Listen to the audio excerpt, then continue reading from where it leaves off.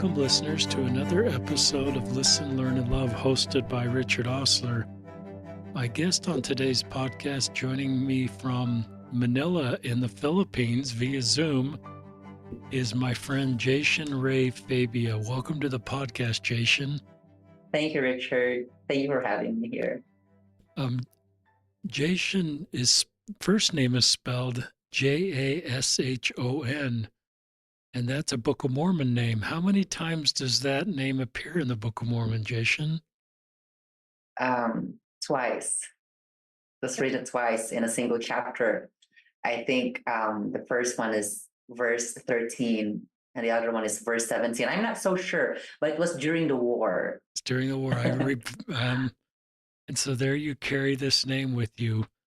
Listeners, Jashon's going to share his story as a gay Filipino Latter-day Saint, and he has written a book that we would like to invite you to check out. It's at Amazon. It's called Swirling in the Eddy, LDS, Filipino, and Gay. It has 17 five-star ratings, and I, along with Becky McIntosh and Ben Shalati, were honored to give a blurb of support for Jashon's book. I think he's the first Filipino we've had on the podcast, and we've had gay Latter-day Saints from all over the world.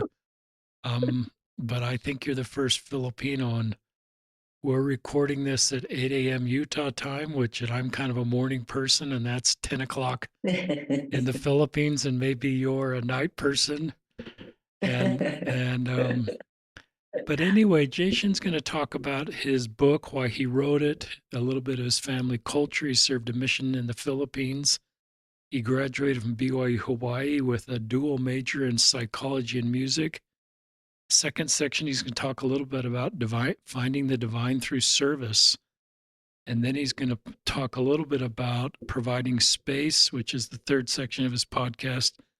And then section number 4 will be the last section, and he'll talk a little bit more about his story. And I love the last line he's put in his outline, listeners. If you are Filipino, queer, LDS or not, out or not, I am your family. And I think that gives us an insight into your good heart and your courage to share your story and your desire to help everybody feel loved. So is that okay for an introduction? That's amazing. Thank you, Richard. I'm shy. Well, we're so glad you're on the podcast. So go ahead and start. Share your story wherever you want to start. You could start with this book, or you could talk anywhere you want to start. Thank you so much, Richard. First of all, I just want to say thank you for having me here. Thank you for saying yes to write a blurb for my book. So I think from the outline I gave you, I first want to talk about my book. And it's really a challenge to promote the book simply because I wrote the book because during pandemic, I got bored. And I went back I came from the countryside of a developing country. And I was writing, and my sister, when she was also in Hawaii, she married her husband now. And his parents are Grant Hardy and Heather Hardy, who are both LDS writers. And I'm close with them. And so I presented them my few chapters, and I said, "This is really good, Jashon. So why don't you write more, and let's look where could it end up." And then when pandemic happened, the vaccines in developing countries are very limited, and the limited number will only go to the capital. No, I'm not from the capital. I'm from the province, of our province. And so we get a very small number.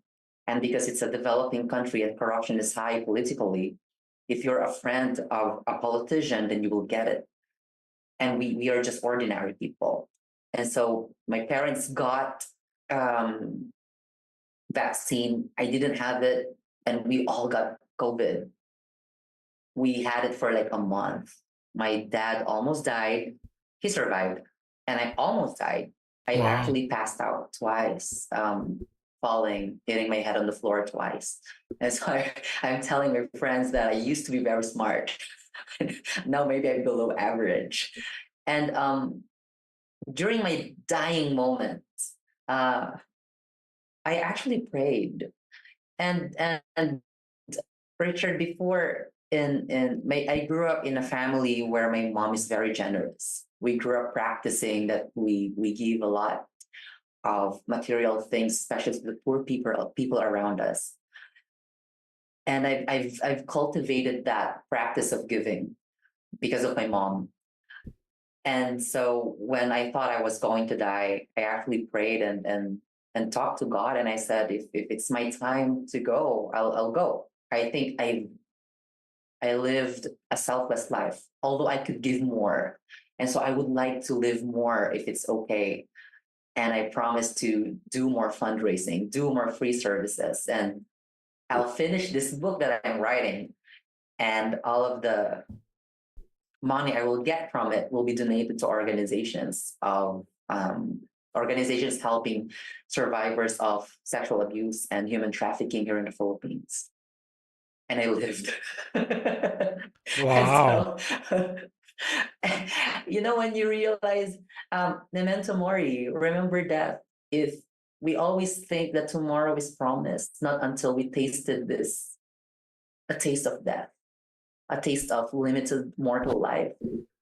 And that's where I realized I need to do the things I want to do and not wait until, if I can't do it anymore. And so I finished the book and I end up publishing it. And I'm actually very happy about it. It's a simple memoir because I'm 33. And but I really believe, Richard, that for readers, we love reading the books of the philosophers, the celebrities, great politicians. And we always forget that even the stories of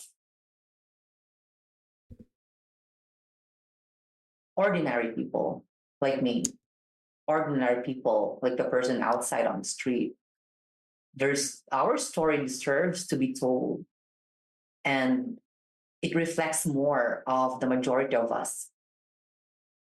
And I wrote it because I have the privilege, I'm educated, I'm well read, I could write. And I want someone, LDS or not, who is queer, who came from a conservative culture, from a developing country, who is a person of color, to see that they're not alone. Because right now, if I will find a book that is about queer or LDS, mostly it's of someone from the Western culture. True. And so it's yes, I can connect in one way or another, but really I can see it reflecting on my life and my story. And I want that on them.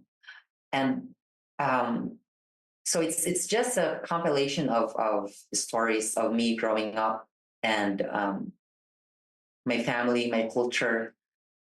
And I wrote it in a manner of jumping through time, jumping through places. My chapter one and chapter two is just jumping back and forth, simply because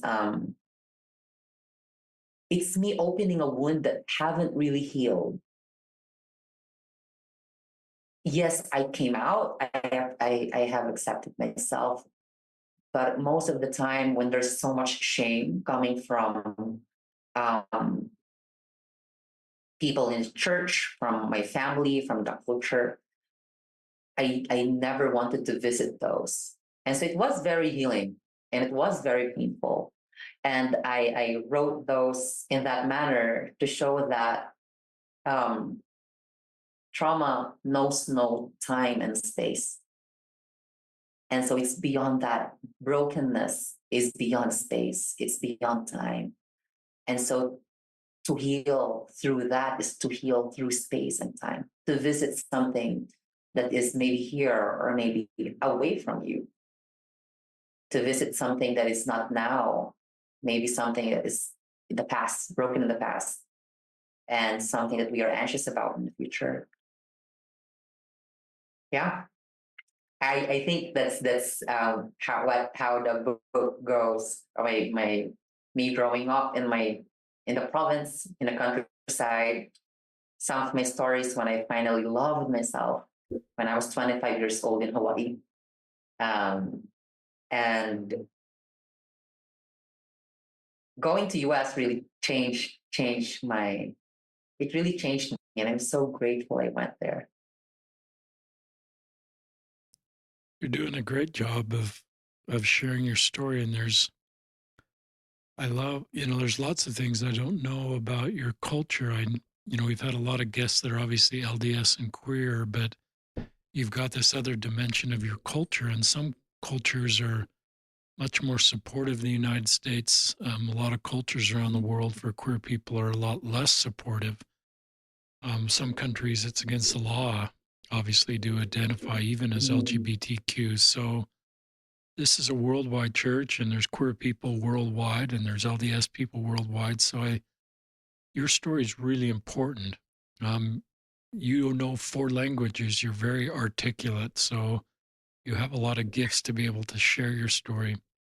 So keep sharing. I think our listeners love to know more about wherever you want to go, your mission, BYU Hawaii, and just any more in this first section of writing the book. And you could talk right now about the culture since you've lived in the United States and know the Philippines, obviously, because that's your home country.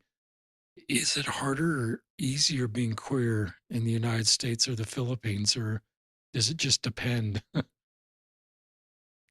Well, in US, the law the law is a lot more empowering towards LGBTQIA plus, and not in the Philippines. But the culture is more friendly. And so, for example, as a child, parents actually like it when the teacher of their child is queer, because queer equates talented, hardworking, funny. Mm, And it goes back pre-colonial times before the Spanish came here that we actually had queer people. We had LGBTQIA in our own culture, which was when Christianity came, it was demolished.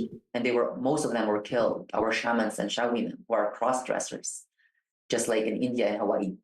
Um, so what's weird is a lot of parents, they have a lot of gay friends, but it's a different story if it's your child who is gay. And so my mom and my dad, they had a lot of queer friends, but it's a different story if it's me. Because in my strong community, where most of the men are macho, very masculine, here comes Jashon. It's very soft. Um, he speaks softly, moves softly, more effeminate than masculine. So I think right now there is more acceptance. I think the acceptance towards queer people pre-colonial time, which was demolished when the Catholicism came, is now being the people are more open now. There's more space, but we need more work. So I think we're on the good path. Yeah. it's a great answer. Keep sharing your story. Okay. Um, I just want to share as well. In my mission, I had 2 mission presidents. The first one is a Filipino who lives here in Manila, very strict. And then when he left, I was still a missionary. A second mission president came. He's a Filipino, but from US. So he went to BYU Hawaii when he was younger. He met his wife, who is also Filipino, also went to BYU Hawaii. They got married and they stayed in US. He became my second mission president, and I just feel loved because one day, on Facebook where people make this group for their returned missionaries. And so they posted something, a question where, what makes you active in the church? What makes you stay in the church? And then they made the second question with, which is, if you are not active in the church, what made you leave? And that made so much impact to me because they are not only acknowledging the returned missionaries who are active in the church, but also acknowledging and giving space for those who left. And in so many ways, it's so loving to ask someone, why did you leave? I want to know. And it felt like they are listening. It felt like they want to reach out. And so instead of me putting a comment there, I just messaged them because I don't know if they're open to it.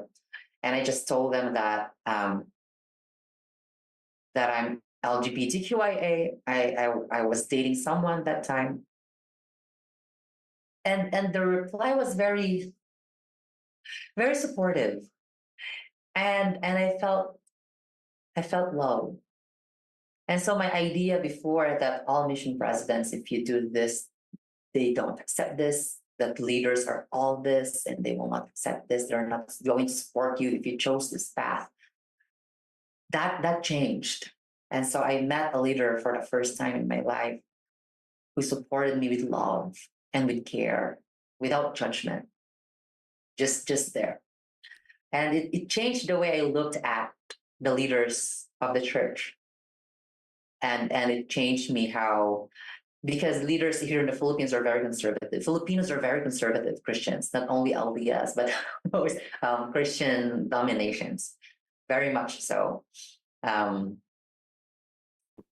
Yeah, I think that's for my that's my book. Just a short 120 plus pages of my life jumping back and forth. Not a celebrity, not a politician, just a regular guy. I wrote it, published it, believing that.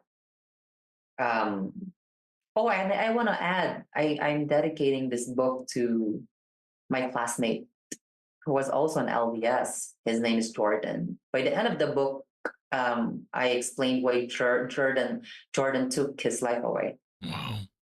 And I don't want another Jordan in my life.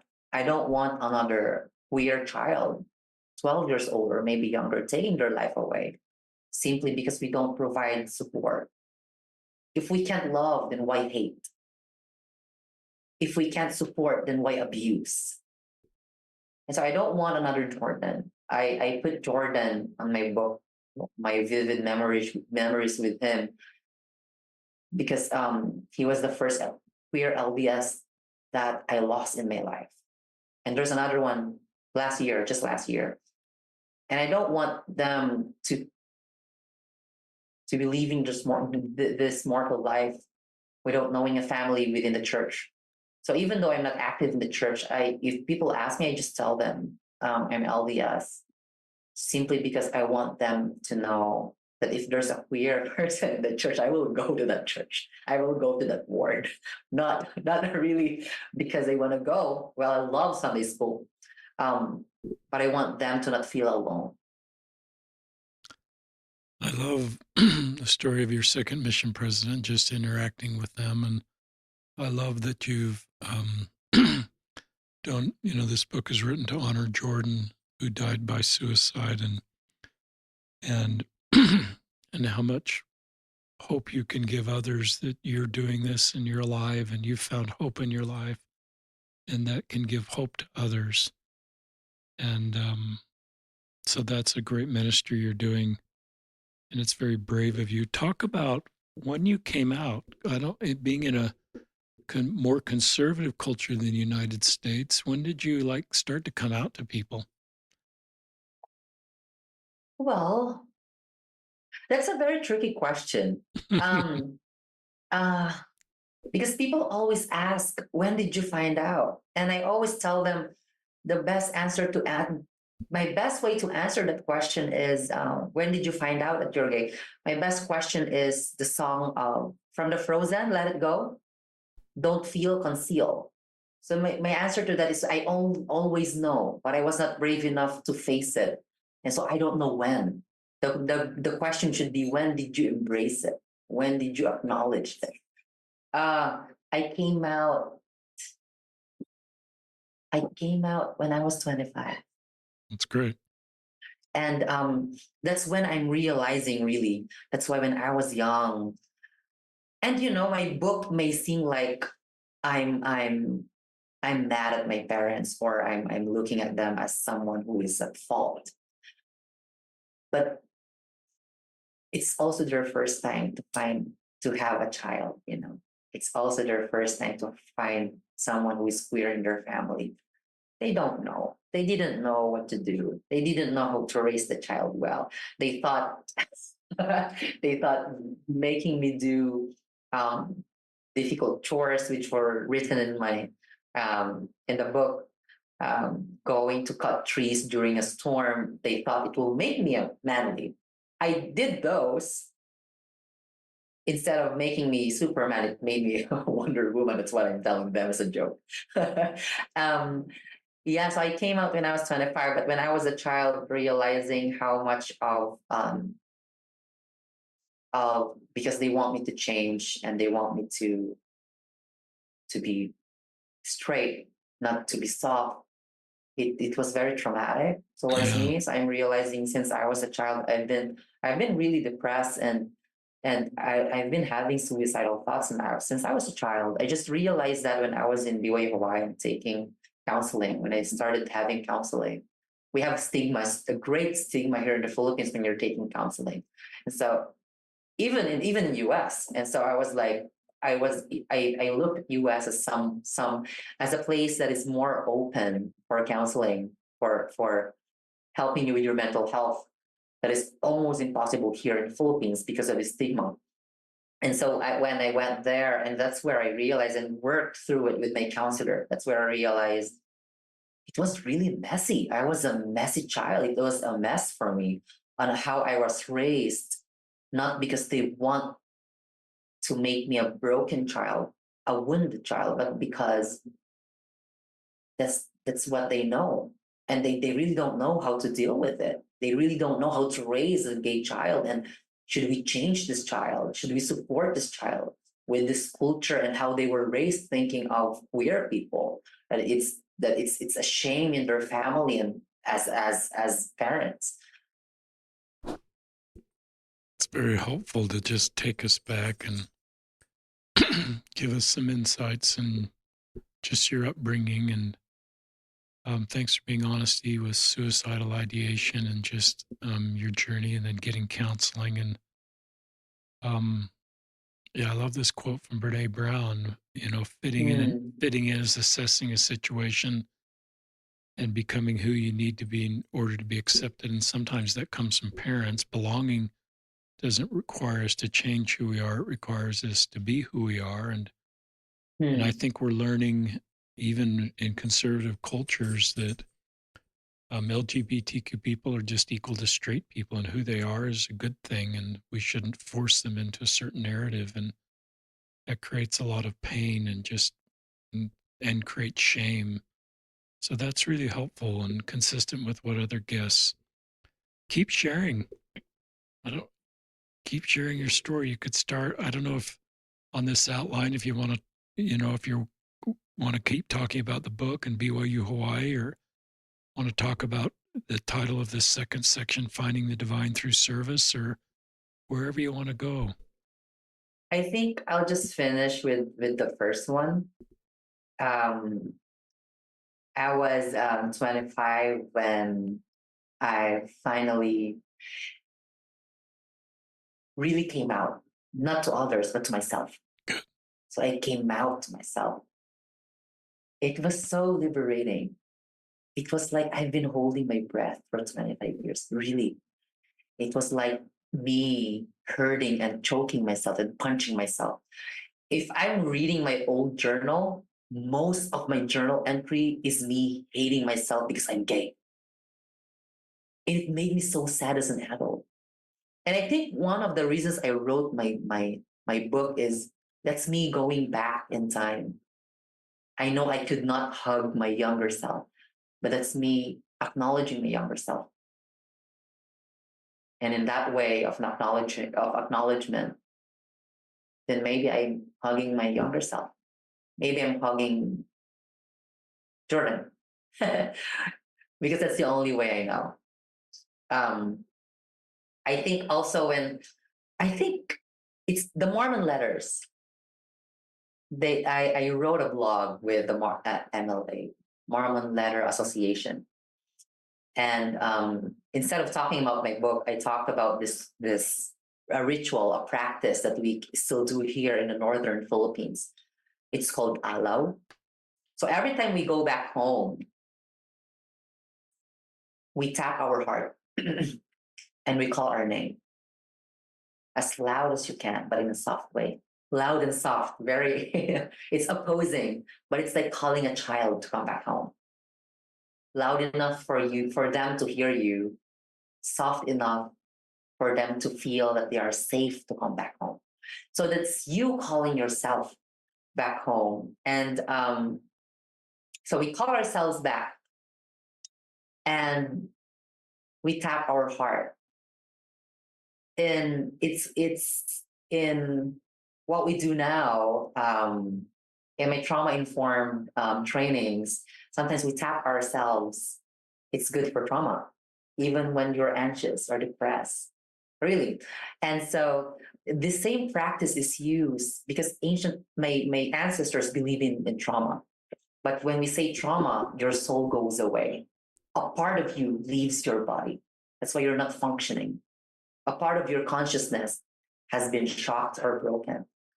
And so the Sha woman, 3 of them, one could work, but she will bring other Sha women who will form a circle with your neighbors and family, and they will start to call your name, which is a very beautiful practice in my culture because we believe if something happened in your life that is traumatic, it's not an individual work, it's a work of community.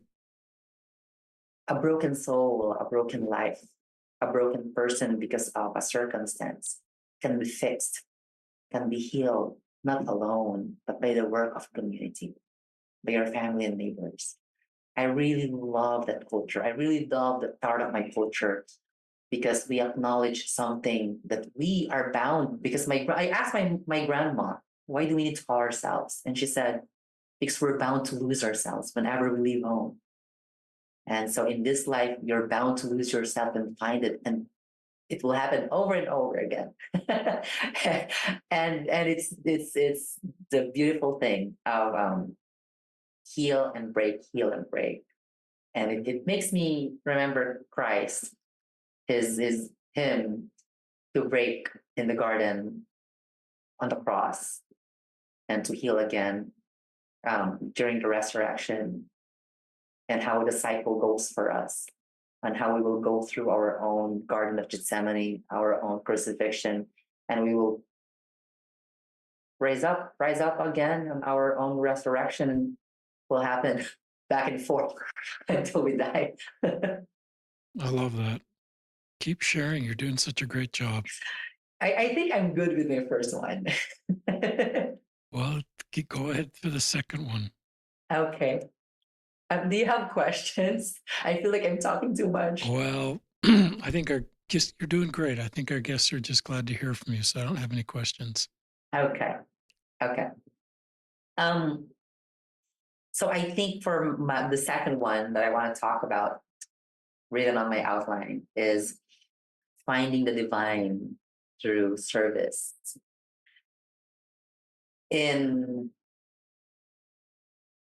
I'm a yoga teacher, and I used to teach in college, but this year I started to slowly transition teaching yoga. And what I like when we practice yoga in the beginning and the end, we say namaste. And every time people ask us, what is namaste? And I love sharing it because namaste is saying the divine in me bows down to the divine in you. The divine in me acknowledges and honors the divine in you. And I love that because in a world full of differences and diversity, how would you bow down to something that is new, to something that is unfamiliar? to something that might be opposing to who you are, your belief, your culture, your political beliefs, your religious beliefs. And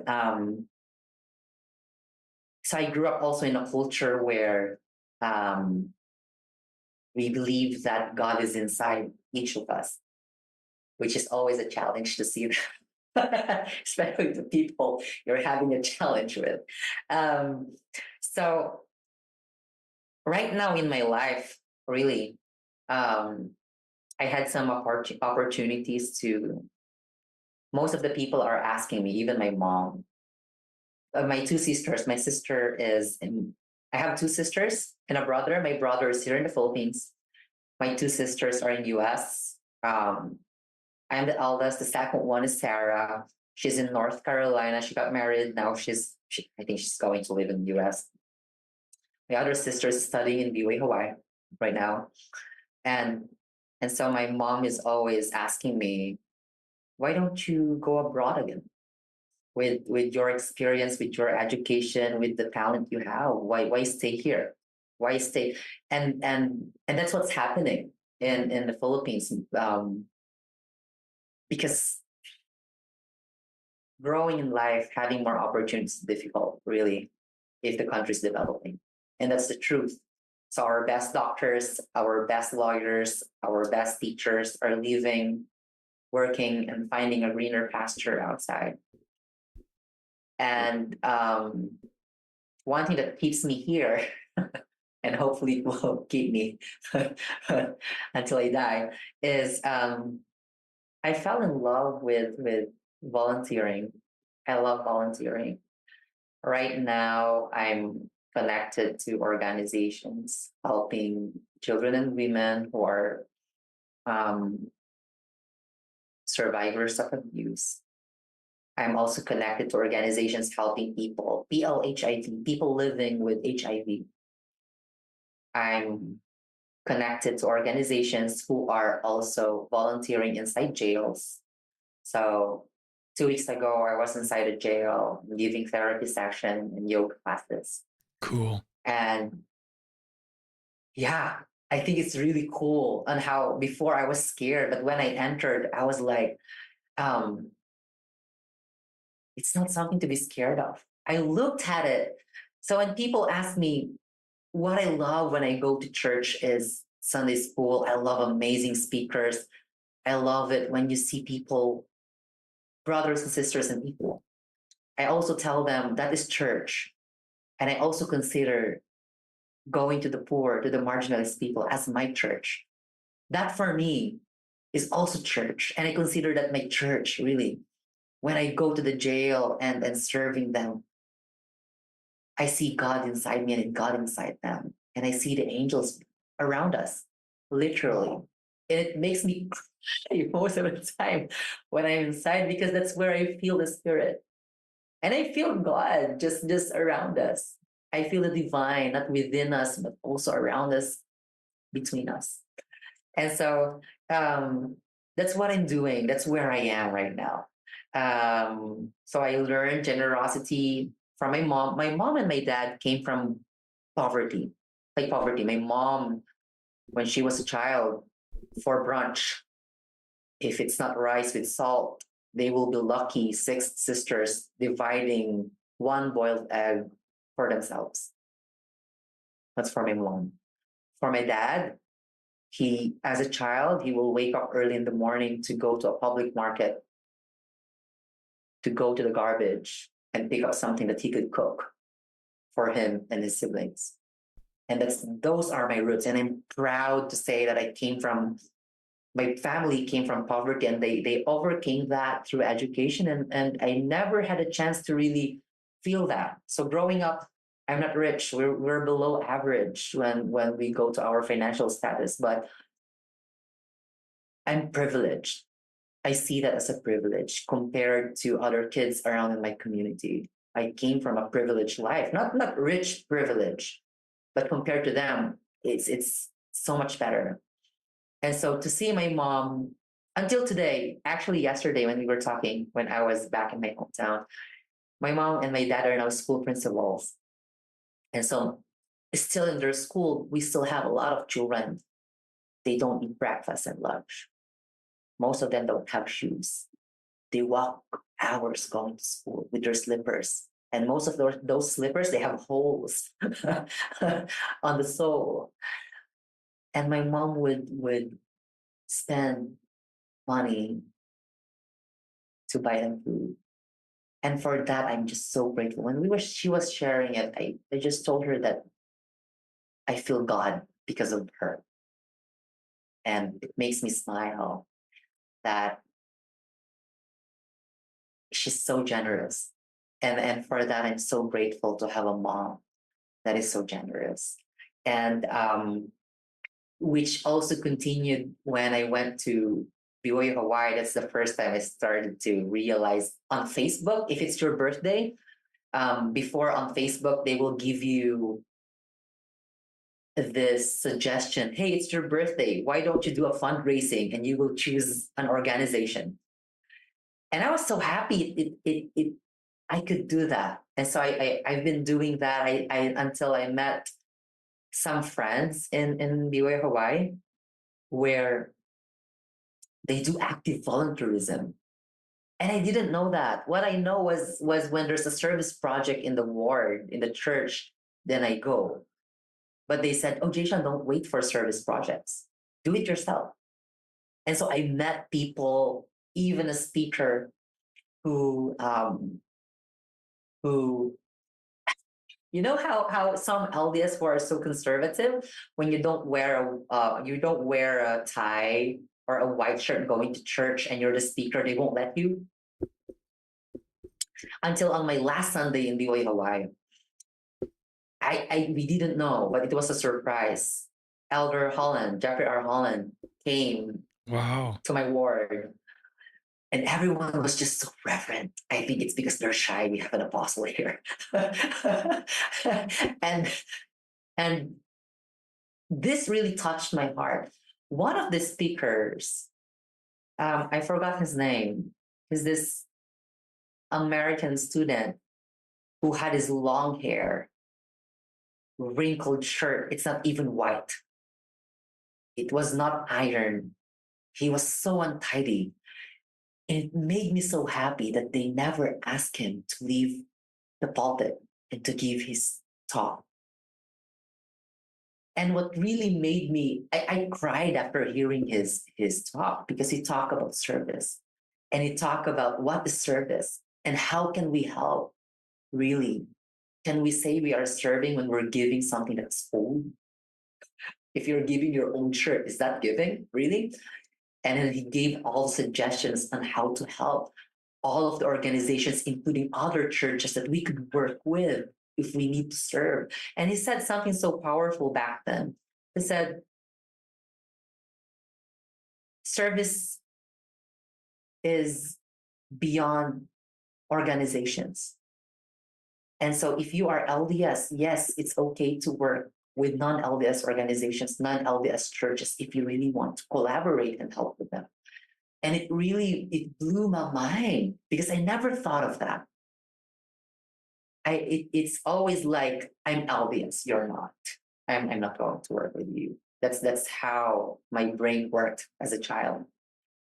There's also always a division. And so when he said that, it blew my mind away.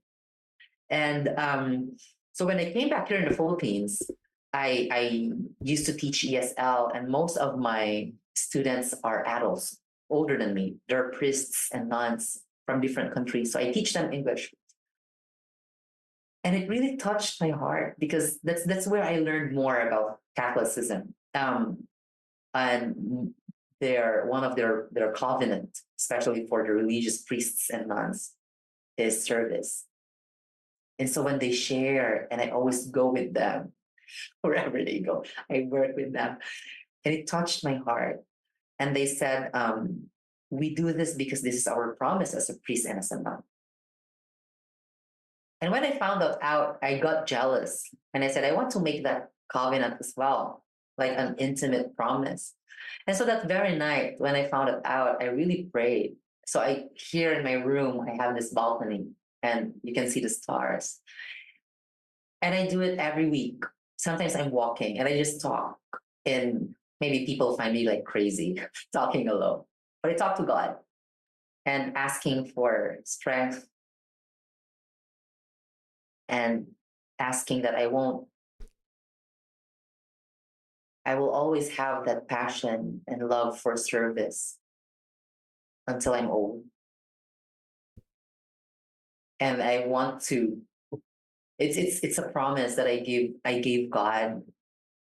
I think it's a promise that we do on our baptism in whatever covenant we do. But now I realized I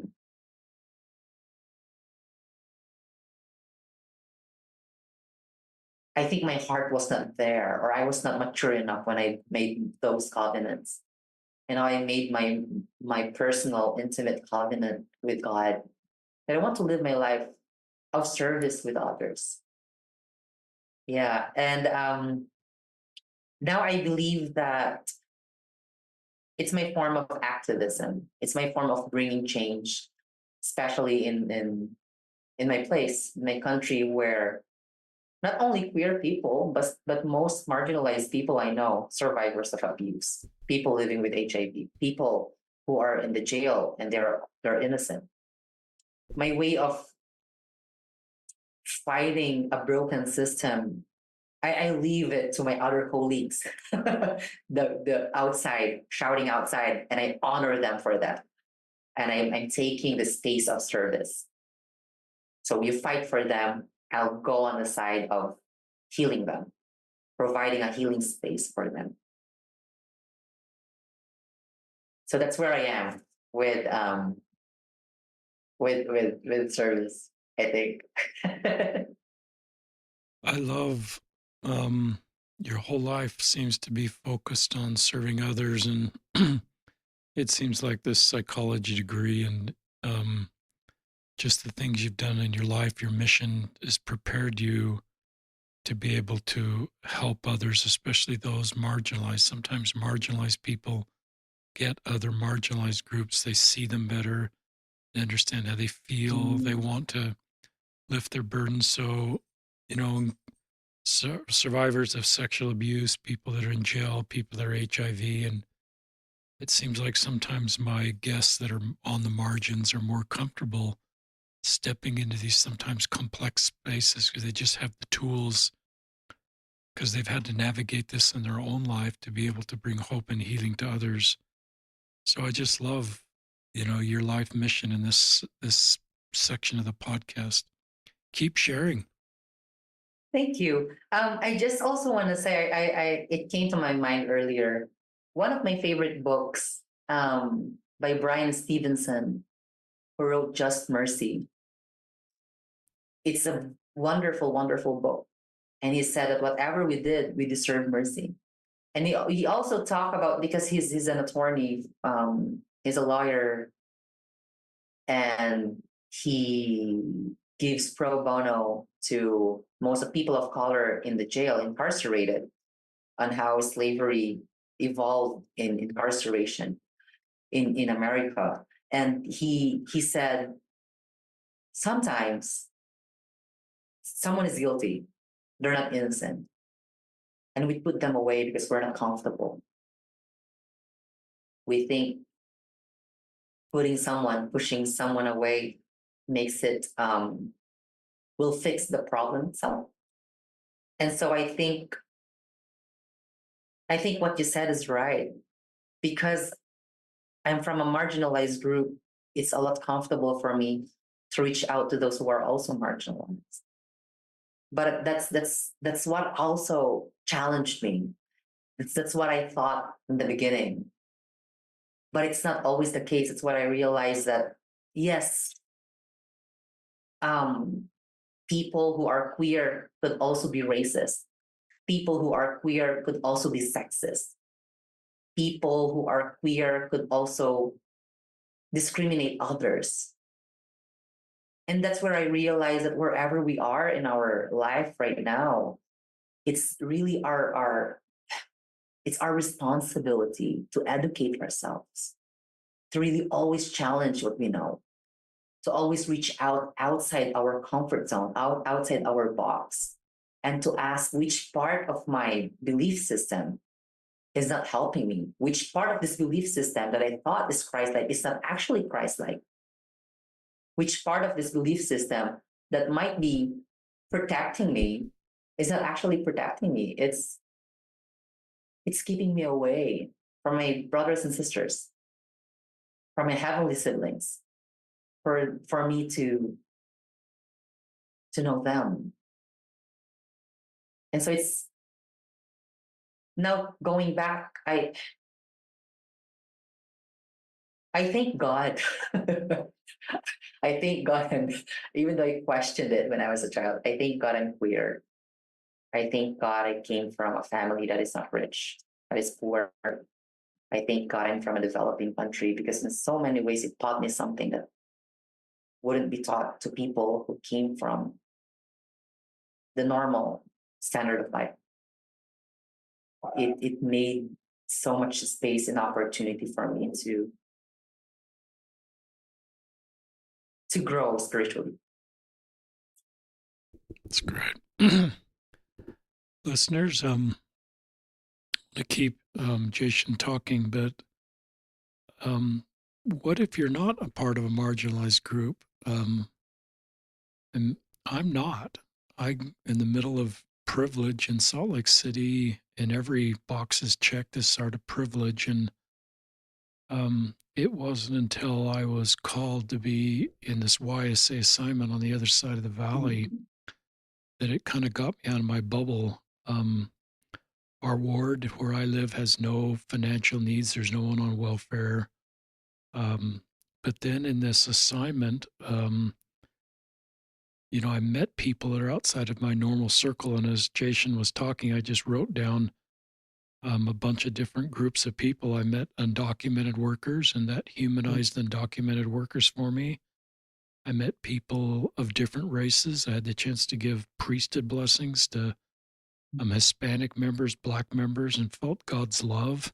There was immense poverty in our ward. It was a singles ward, but I found immense poverty where we were helping people financially with fast offerings, and the beauty of that program. Some YSAs were helping their parents. They were the breadwinners in their home. Some had to go through bankruptcy because of the financial burden of supporting their parents. Some were working through drug addictions. Some were queer. As I've talked about, the first time I really listened to gay Latter-day Saints was in that assignment. And we had some that were in jail. I remember messaging one YSA that I didn't know. He never answered me back until 6 months later. He said, "Sorry, Bishop, I've been in jail. I'd love to meet." And Oh, we had a wonderful relationship. And so I, I guess I'm talking to allies that I was kind of forced into this different world, and it grew my heart and gave me better tools of discipleship. And it was a wonderful experience for me. But I just invite allies that are in privilege to make sure we do things to be able to be in uncomfortable spaces and get to know people up front. And I'm not at the finish line. I'm still in this journey to better understand and love all of God's children. But part of that is proximity to people that are different than me. So keep sharing your story. There's just a little, it really resonated with me with what you said. I just want to say, Richard, thank you for sharing that because proximity is power, really. And so the more we get closer, the more we see. It reminds me of when Christ ministered to the sick, to the poor. And he's my favorite activist and how he went to the poor. He went to the people that people never liked going to. um, what you said is very beautiful. Thank you. Thank you for using your voice, for using this space, for this wonderful space you've given me, and to all of those who came before me and who will come after me. Thank you. You're welcome. Thank you. I bet you have more to I think, share. You have more to share on your outline. I can see a couple more bullet points here, 3 and 4. oh, yes. Sorry, it's I, I lost my. Oh, here I found it. I lost my. Um. So right now, because I've been working with the marginalized groups, it came back to me. I think I need to provide a space now for the queer members. I've been working so much, but I need to go back to um, giving space in the LDS community simply because I saw, Gather, you're part of Yeah. that. And I was jealous. I was like, we need that here. Yeah. But it's in the US. How can I do that? And because I don't go to church when I'm here in Manila, I was thinking, how can I bring that here? How can I penetrate going to the ward and asking, even though my every time I propose something in my home ward, like a musical, they are so open to it. I'm a pianist, and so we make choir. I make a choir. I teach them. I conduct, and they're open to that. Um, until I met this member here in Manila online. Someone introduced me to him. His name is Ivan. Um, he's going to the theater.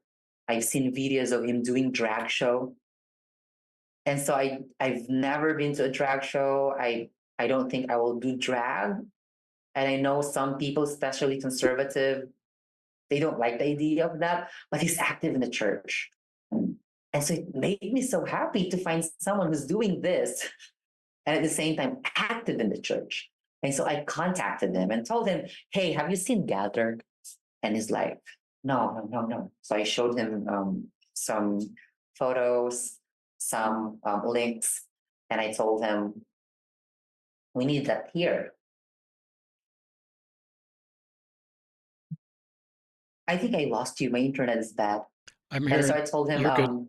"We need that here," because I've seen him posting how sometimes some people don't accept him.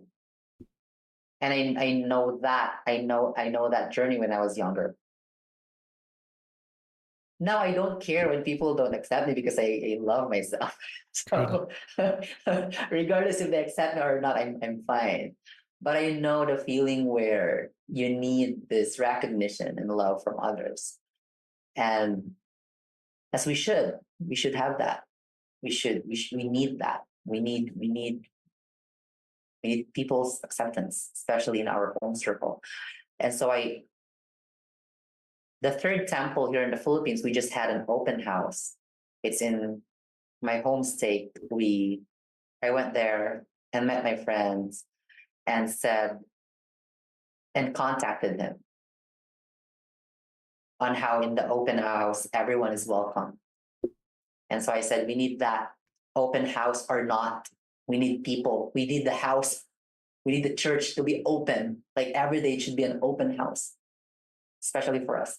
And so we will meet in 2 weeks and we will talk to his bishop on how we can make this devotional, a musical devotional, and on how there should be love, something like that. I'm actually I'm very excited for that one.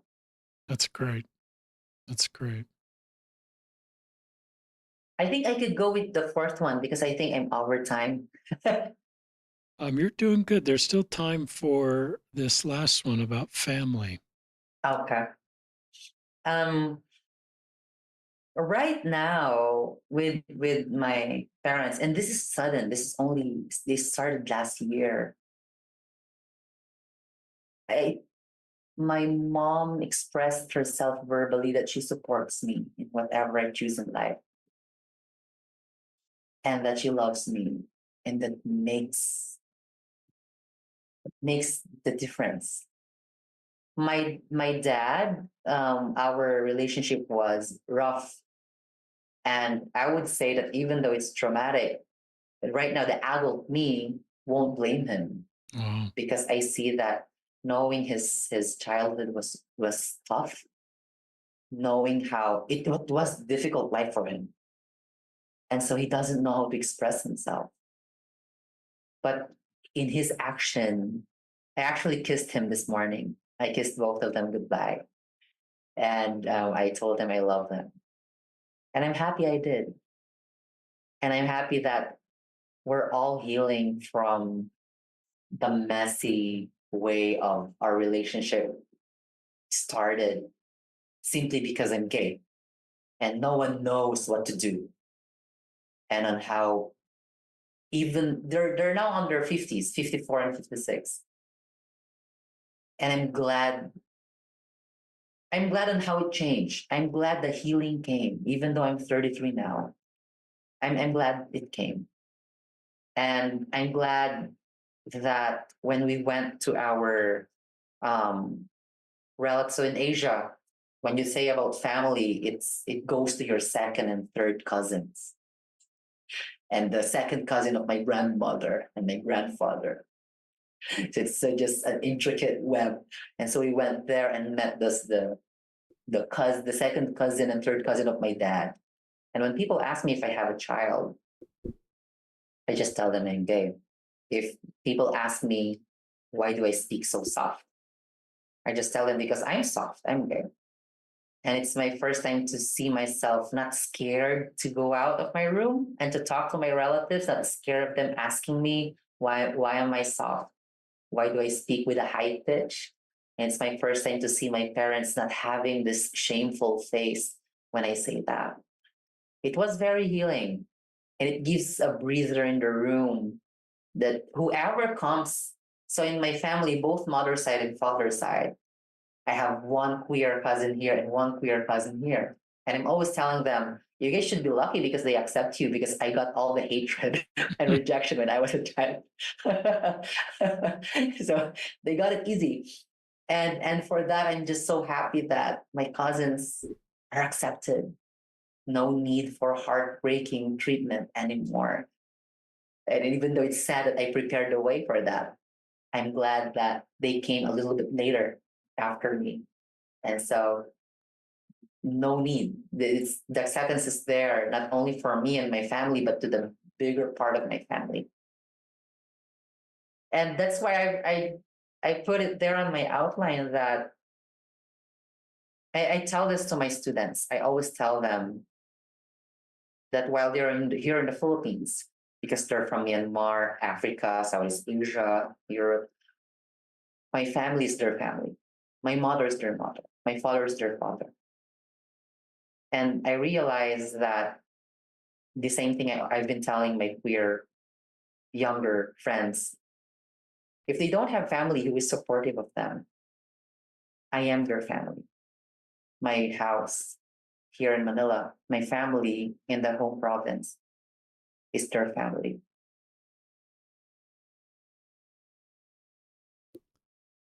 Thank you, Jashon. There's some things you've said that have really moved me.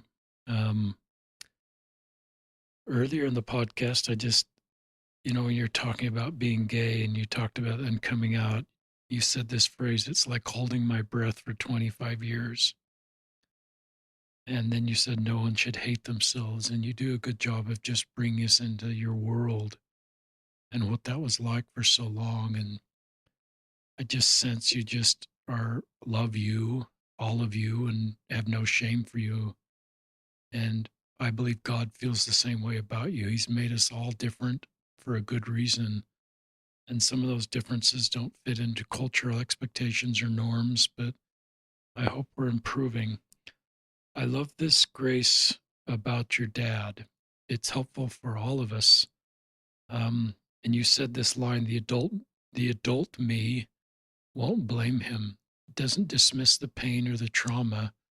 It's just grace, that he was doing the best he could, and where he came from and what his level of knowledge was. And that still created a lot of pain and trauma for you and the need for healing, which may still continue, but you recognize through this, the Christ-like attributes that are part of you, and through grace, and maybe through your own understanding of psychology and your own therapy work, it allows you to heal others that need your same healing words and vision.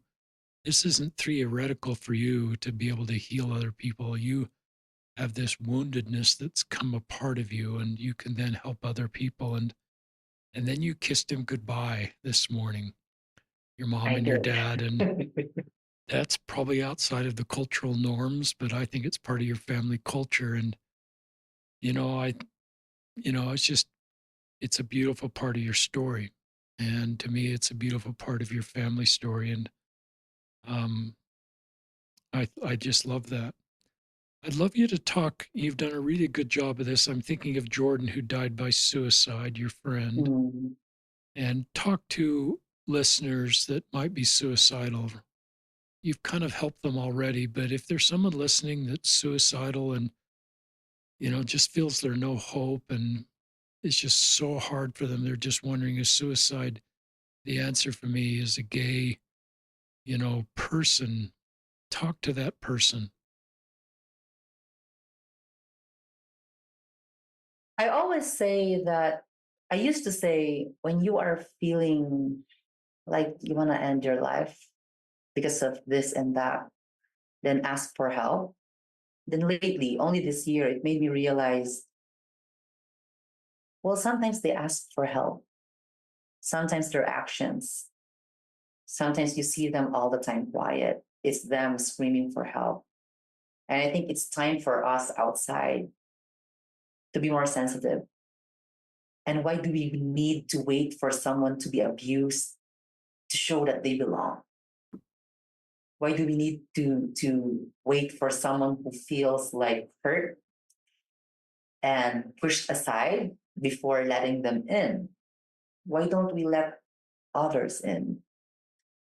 And so that's what I always feel. I always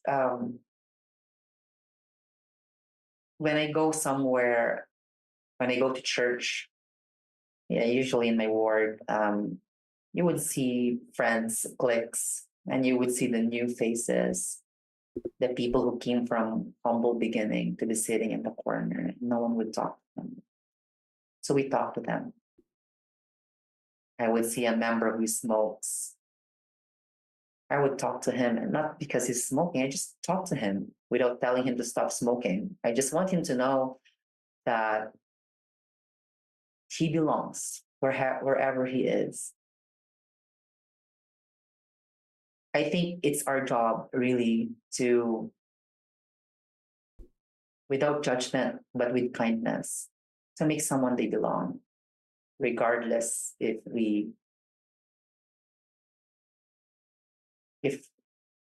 regardless if they're different, regardless if we like them or not. I think it's our job.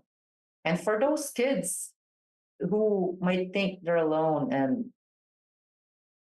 hopefully not like Jordan of wanting to end their lives, you will find your tribe. I love You that. will find your tribe. You will find people like you, Richard, who makes this world a better place, who uses their platform, their privileges to help those who are not. Great answer. Listeners, I wrote down a couple other things as Jashon was talking. You talked about this event you're doing in Manila. You're working with the local bishop, but you also mentioned this big gather activity in the United States. You'd love to be doing something like that here Yeah. or there. And I've always felt like each of us need to do what we can in our circle of influence, and don't get discouraged if we haven't written a book or started a podcast or done something like Gather. Just do what you can do and follow Jason's lead with what he's doing. Just in Manila, I'm trying to organize an event, getting Bishop's permission to do that. And in your case, you have written a book. And so just be at peace that you're doing the best you can, and don't compare your efforts to others, and be at peace that you're doing your best you can. And maybe the best you can is just what Jason's been able to do, is just love yourself and completely accept yourself and eliminate the shame out of your life from who you are and your talents, your interests, even if they don't fit the norms of the society or the family. There's so much work just to get to that point, that if you're at that point, that's a huge accomplishment. And I think God wants you to feel complete and whole, and that He created you as intended, and you shouldn't feel shame for who you are. I feel really strong. It doesn't change church teachings or doctrine. It just makes us all feel like who we are is a good thing. Thanks to our friends at BCC by Common Consent Press. They are the publisher of your book. I'm glad they believe Yes. in you, and Amazon does, and I do, and 17 5-star ratings. And I hope we will link in the show notes to the Amazon links. You can buy this book. The book is called Swirling in the Eddy, Swirling in the Eddy. And I think that is an obvious sort of insight into what your life's been like, and your ability to help other people swim in the eddy and eventually get out of the eddy into the calm water where I sent you are, and your ability to help other people. When I post this on social media, I'll tag you on Facebook and Instagram. So if listeners, you can connect with Jashon that way. If you want to reach out to him. Anything else you'd like to say in closing? I just want to say, Richard, thank you. And to all of our allies out there, allies or not, to all of marginalized or not, with trauma or not, the divine in me acknowledges the divine in you. And may we always bow down and love the divine within each other. Very profound. This is Jashon Ray Fabia and Richard Osler. I'm signing off and thanking you, our listeners, for listening of another episode of Listen, Learn, and Love.